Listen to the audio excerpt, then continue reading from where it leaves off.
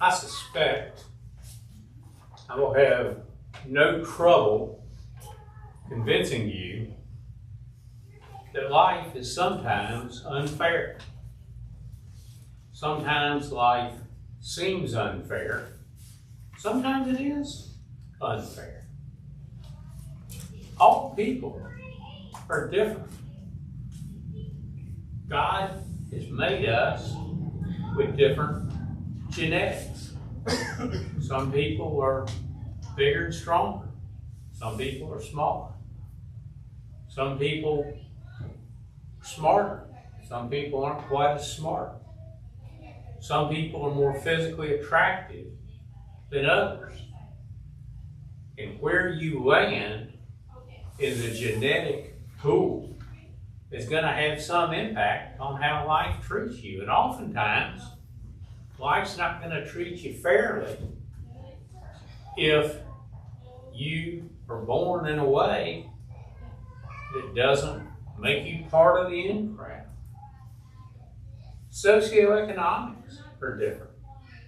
Some people have more physical wealth. Some people have less. And whether it's unfair or not, the truth is that depending upon your economic circumstances, you have different abilities to deal with aspects of life. Sometimes people are just in the wrong place at the wrong time. Several years ago, in one of the tropical storms that didn't develop into anything as serious as it might have, there was exactly one person killed. That person was in Ocala, a homeless person, living in a tent under a tree. The tree blew down. That person was just in the wrong place at the wrong time. Was it fair that that person fell under the tree and hundreds, thousands of other people in similar circumstances suffered no ill effects? We might say it's not fair. But that's life. It's not unique to me. I'm not the first person to say life is not fair. But life is life. In the 11th chapter of Hebrews, we're going to look at just one verse today, and then we'll look at a lot of verses from the book of Genesis. But in Hebrews, the 11th chapter, verse 22, we're introduced in Scripture, the New Testament, to a person that many of us will know well from the Old Testament, Joseph. Hebrews 11:22 says, by faith, Joseph, when he was dying, made mention of the exodus of the sons of Israel and gave orders concerning his bones. I think many of you, perhaps most of you, will know that Joseph was a son of Jacob and Rachel. He was the 11th son of Jacob, and he was Jacob's favorite. Jacob didn't make any secret about that. And all of Joseph's older brothers knew that Joseph was the favorite. Account that, and I'm thinking of our children, and I'm thinking of Vacation Bible School, and I'm harking back many decades to my own childhood. I think one of the first Bible stories that children often learn is about the coat of many colors. And that's Joseph. Because he was the favorite, a fine coat was gifted to him by his father, Jacob, and the multicolored coat had a lot more significance than we realize just reading the English translation. The Hebrew word that is translated multicolor or coat of many colors is really deeper than that. It signifies a symbol of authority, the type of garment that a prince or a king would have worn. And so in gifting that coat to Joseph, what Jacob was really saying is, you're going to be the most powerful. You may be the 11th son, but you're going to go to the top in terms of priority and preeminence. That is not well calculated to win friends and influence people among your older brothers, and we'll see in a moment it did not. Joseph is interesting in the Bible in that he is one of the few major characters in the Bible for whom no particular sin is recorded. Now, undoubtedly, Joseph sinned because the Word tells us that all have sinned and come short of the glory of God. But unlike his father, his grandfather, his great-grandfather, whom we've been looking at for the last 4 weeks, there is no specific sin that's recorded about Joseph in the Bible. Joseph was a righteous man, and despite his righteousness, Joseph had to face significant unfairness in his life. You think life treats you a little unfairly sometimes. Let's take a look at Joseph, and let's see what lessons we can learn and apply to our lives today based upon how Joseph faced the unfairness that came into his life and how Joseph faced that unfairness with a life of faith, with a life of faithfulness. The first lesson we learn, we don't even exactly learn from Joseph. He was there, but we kind of learn it from his brothers. And the first lesson, I think, that we can learn and apply to our lives today when life is unfair is that faith refuses to envy. Faith refuses to be jealous. Oh, what a temptation envy is. What a temptation jealousy is. We see other people who have things we don't have, and we think it should be me. It could be monetary, financial, but it doesn't have to be. It could be a position of great prestige in the world. Going back to high school days, why aren't I the quarterback? Why aren't I the shortstop? Why aren't I the cheerleader? Why aren't I the beauty queen? Those lessons don't leave us as we get older. Why did he get a promotion? Why did she get the job? Why not me? And if we're not careful, we can become envious of other people's success. And envy, James, the 3rd chapter, verse 16 tells us, leads to every evil thing. When we envy other people, when we are jealous of other people, we're on the wrong road that's going to lead directly to sin. Envy caused Joseph's older brothers to hate him. That's a strong word, but that's exactly what happened. Joseph was the favored son. We talked a moment or two ago about the coat of many colors, but it gets worse.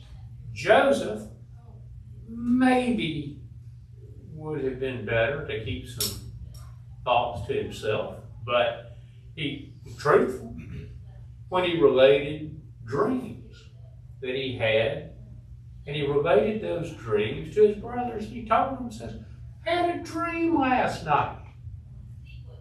I dreamed that we were out in the field, and all of us had sheaves of wheat. You've seen pictures, around Thanksgiving time, how people used to bundle wheat that would sort of stand up.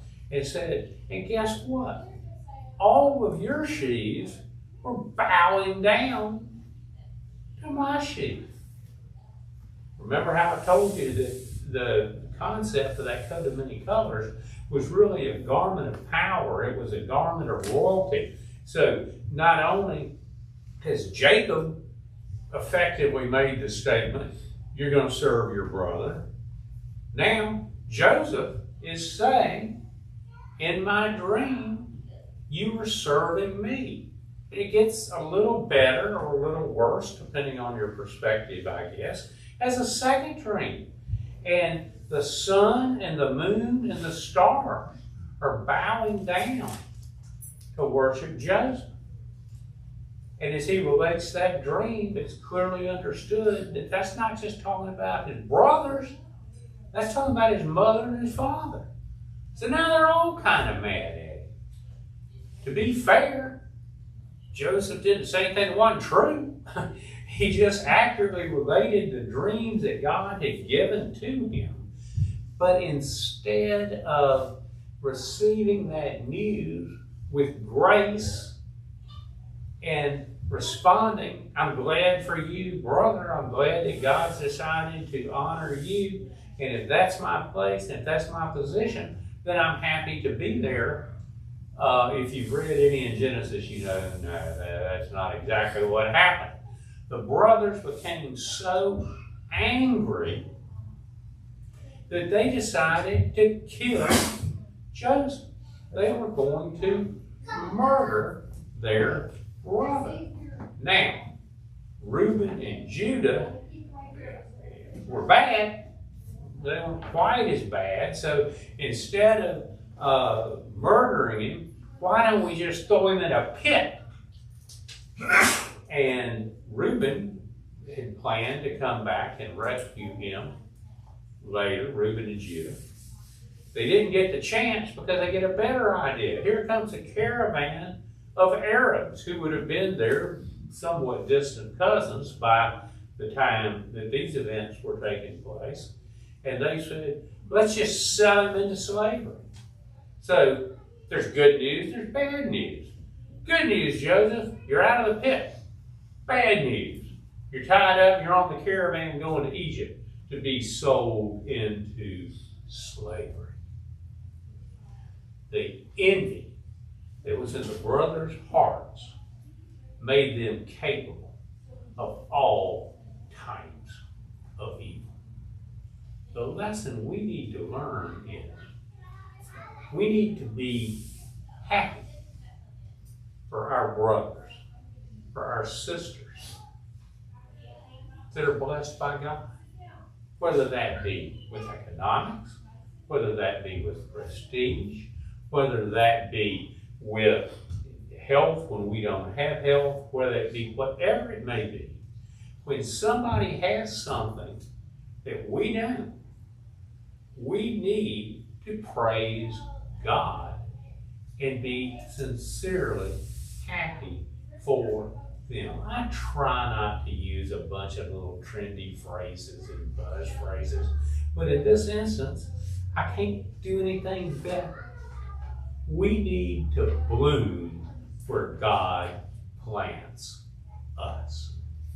If God wants us to do a job that doesn't pay a lot of money, doesn't create a lot of prestige, doesn't give us fame, doesn't give us fortune, we need to do that job. And we need to be thankful that God has given us a job to do. And if there are other people who are doing a job that we think maybe we should have, we need to be thankful for them. I'll let you in a little inside baseball kind of a thing. I will tell you that envy is a real problem for a lot of pastors. I spend a lot of time with fellow pastors. I spend a lot of time primarily through Marian Baptist Association, but also just personal connections and friendships, whether it's going to lunch or having meetings or whatever it may be. And certainly not all, but there's a few pastors that pretty quickly will turn the conversation to like, how many people do you have in a service Sunday? How many baptisms have you had? What revivals are you preaching at? And sometimes those conversations are sincere opportunities to be happy for other people. But every now and again, you sort of see that green-eyed monster taking place. And you can see people who you can kind of tell are just wanting to say, it should have been me. It should have been me. No, it shouldn't. Because if it should have been you, God would have made it you. We need to bloom where we are planted. When God gives us a job, we need to do that job. And we need not to be envious for people that have a job that the world might view as more prestigious. Faith refuses to envy. Faith also relies on God's timing. And that's true when things are going great, but that's also true when life seems like it's treating us unfairly. Relying on God's timing is pretty easy when things are going good.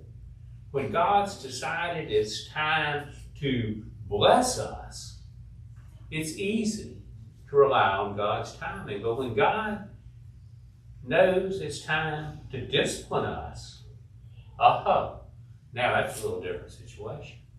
But in each instance, we need to rely on God's timing and to do so in faith. Consider the roller coaster that was Joseph's early life. Joseph was in the pit. We talked about that. He's up out of the pit, but now he's in slavery. In slavery, he is promoted in Potiphar's household to the head of the household of one of the chief officers of Pharaoh. It's about as good as life is going to get for Joseph. And then Potiphar's wife tries to seduce Joseph. Joseph, with integrity and righteousness, refuses her advances. She lies about him.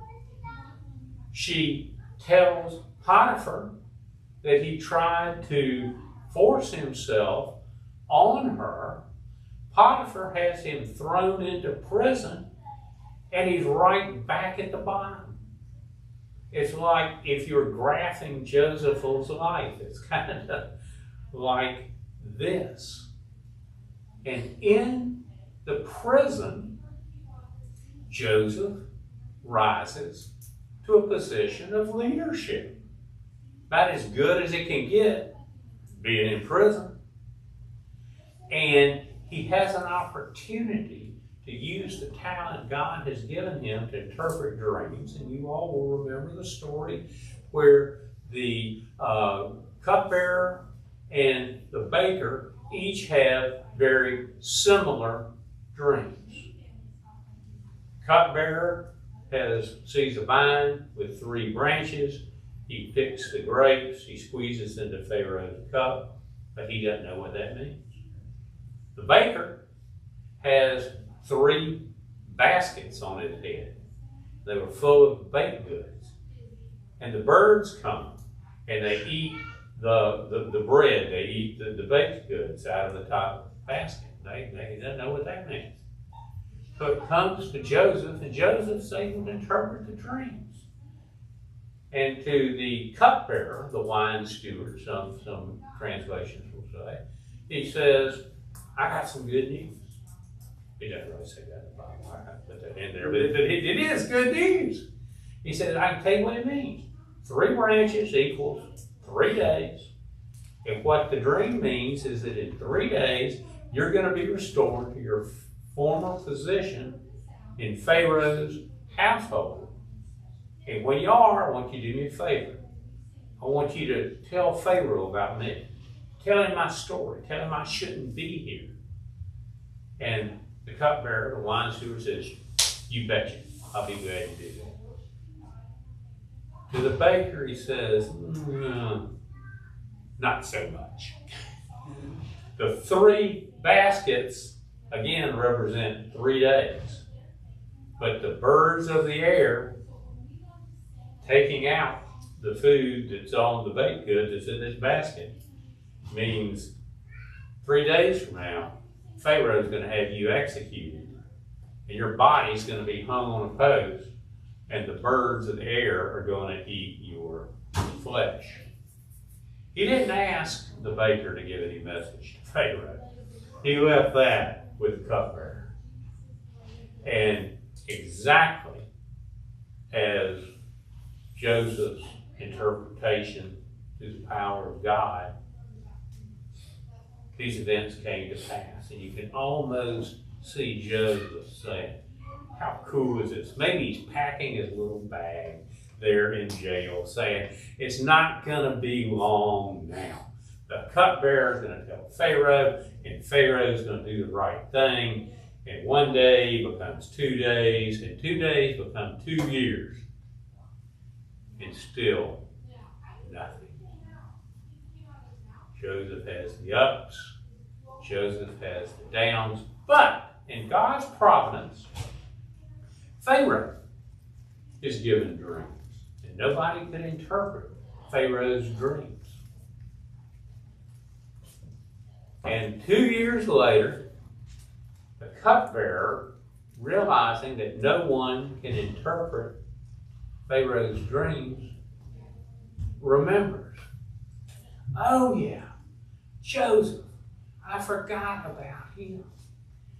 And he goes to Pharaoh and says, "I know a guy that can interpret these dreams for you."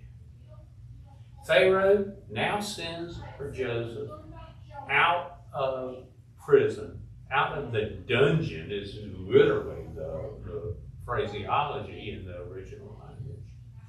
And Joseph is able to interpret Pharaoh's dreams and to sort of come to the point rather quickly. Says there's going to be 7 years of good harvest, plenty to eat, and there's going to be 7 years of famine. And so what you need to do is you need to find somebody who can be in charge of all agriculture in Egypt and store up during the fat years, the good years, so that there will be excess for the lean years. And Pharaoh says, "Well, actually, I think I've found him. That's you." And Joseph was appointed to the second highest position in all of Egypt. Joseph was second only to Pharaoh in authority. What a roller coaster. From the pit to the prison to command of all of Egypt. Well, what lessons can we learn from this?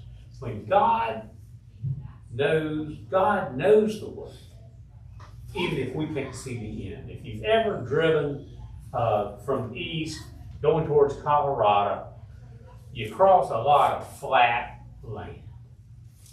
And as you cross Kansas, which takes a while, and as you cross eastern Colorado, you keep saying, "Well, I've heard about these Rocky Mountains, but somebody must have took them. They're not there. You can't see them." And you drive, and in the horizon, you start to see something that looks almost like fog or clouds or something. And you get a little closer, and it's the Rocky Mountains. And as you begin to go up the roads, the switchbacks, you see the majesty of these beautiful mountains that God has created. And they've been there all the time. You just couldn't see them. And that's the way it is when we travel the path that God lays out for us. God knows the end destination. And God knows, even we're sitting whining How about that for a great word in a sermon? We're sitting whining about how unfair life is. God is looking down on us, and if you just trust me, and you would just understand that I got you on the right road, and you're going to see the destination in due time, we would be so much better off. God will sometimes use seasons of hardship to prepare us for future goals. You have to do some math, and not just one or two verses that will tell you this.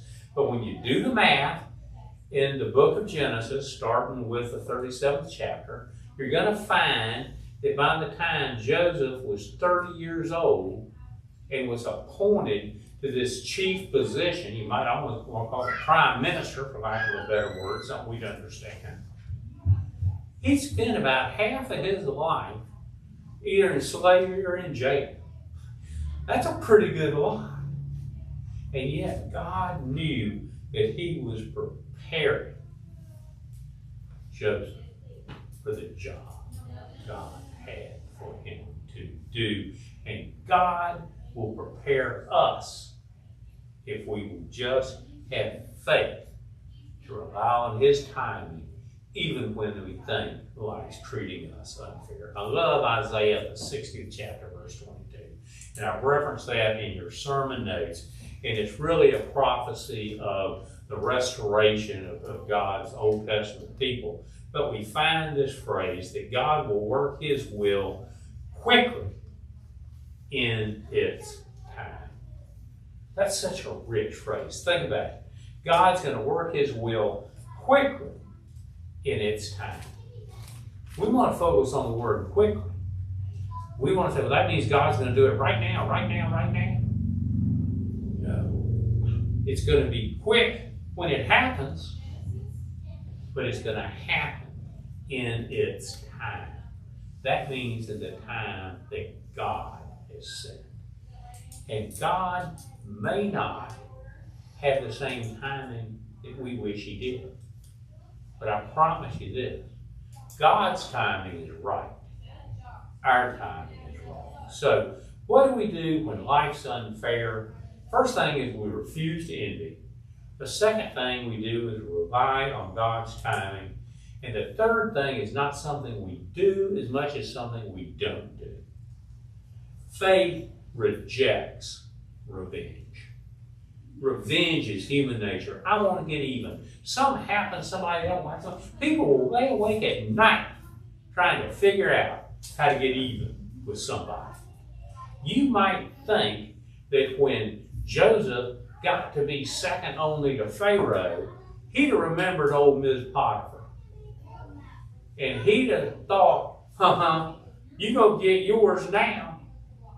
But the truth is, Joseph was too busy doing what God told him to do to think about taking revenge on somebody that had caused him problems. And maybe, just maybe, Joseph realized that if it had not been for those false accusations, he'd have never been in prison. And if he'd have never been in prison, he'd have never met the cupbearer. And if he'd never met the cupbearer, he wouldn't be where he was right now. But you know, Miss Potiphar kind of pales. And I just made that up. But Potiphar's wife, it wouldn't be Miss Potiphar, but we aren't told her name, it's just her wife. Miss Potiphar pales in comparison to Joseph's brothers. They're the ones who started this whole mess. They're the ones that put him on this roller coaster to begin with. And when they come to Egypt, hat in hand, starving to death, trying to get grain, and Joseph recognizes them, but they don't recognize him. Oh, what he could have done. He could have had him killed, quick and easy. All he had to do is see what he had to kill himself. He had people for that. He just snapped his finger. He could have put them in prison. He could have had 11 holes dug or 10 holes dug, Benjamin White, and said, hey, now how do you like it? But Joseph, with righteousness, chose to forgive. And here's a lesson to learn, that forgiveness brings freedom. Let it go. You carry around this hatred, you carry around this envy, you carry around this anger for people that have done you wrong. And you spend all your time trying to figure out a way to get even. And the only person you really hurt is yourself. The person that you're mad at may not even know you're mad at. And if they do know, they probably don't care. It's just eating you alive. And remember, when things happen bad to us because of somebody else doing something wicked, remember Genesis, the 50th chapter, verse 20. I could preach a sermon series on Genesis 50:20. Joseph reveals himself to his brothers and says, "You meant evil against me, but God meant it for good." And just in case you think I forgot that we're actually in the book of Hebrews, let's go back to our one verse text, Hebrews 11:22. Hebrews could have said a lot about Joseph. He's in Faith's Hall of Fame. He might have kind of his own wing in Faith's Hall of Fame. You know, all the things that could be said about Joseph. Here's what Hebrews tells us. When he was dying, he made mention of the exodus of the sons of Israel. Joseph knew and understood that God remembered his promises. That he remembered his promises to Abraham, to Isaac, to Jacob. That he remembered his promises to Joseph. And that God was going to deliver the promised land in God's own good time. Now, it turned out to be almost 300 years later, but it 100% happened. And we need, instead of focusing on revenge, focus on waiting for God to reveal his purpose. So what do we do when life is unfair? We do not ignore. We rely on God's timing, and faith will reject revenge and instead focus on forgiveness. I pray that God will help us to be more like Joseph. For him have been